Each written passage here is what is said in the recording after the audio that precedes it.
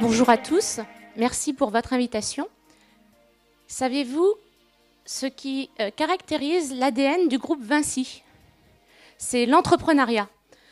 Vinci est un groupe qui emploie plus de 185 000 collaborateurs et nous travaillons dans plus de 2000 sociétés dans le monde. L'innovation au sein du groupe Vinci, elle est à notre image. Elle est extrêmement décentralisée et elle est bottom-up.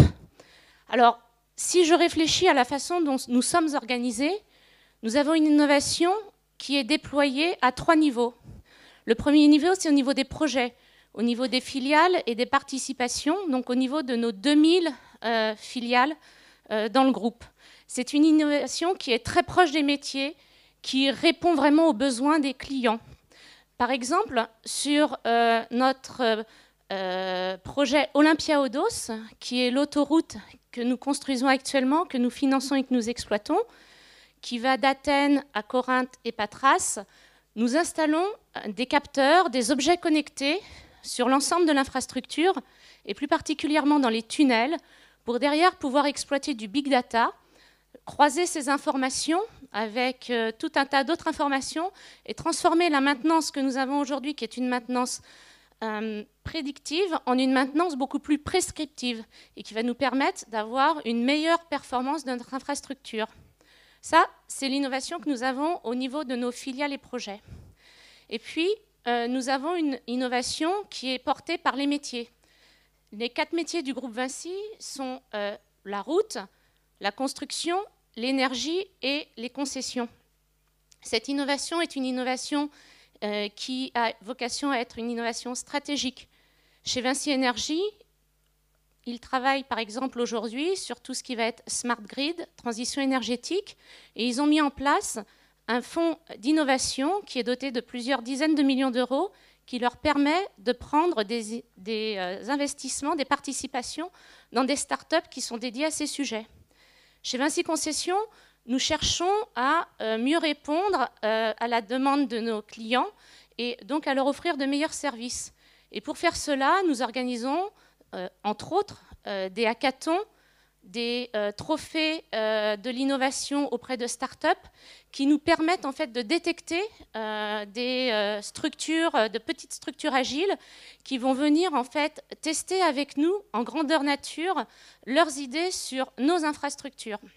Et puis au niveau du métier, ce qu'on fait également, c'est de redéployer des initiatives qui ont été montées dans les filiales pour les porter dans d'autres filiales dans lesquelles elles peuvent également être répliquées.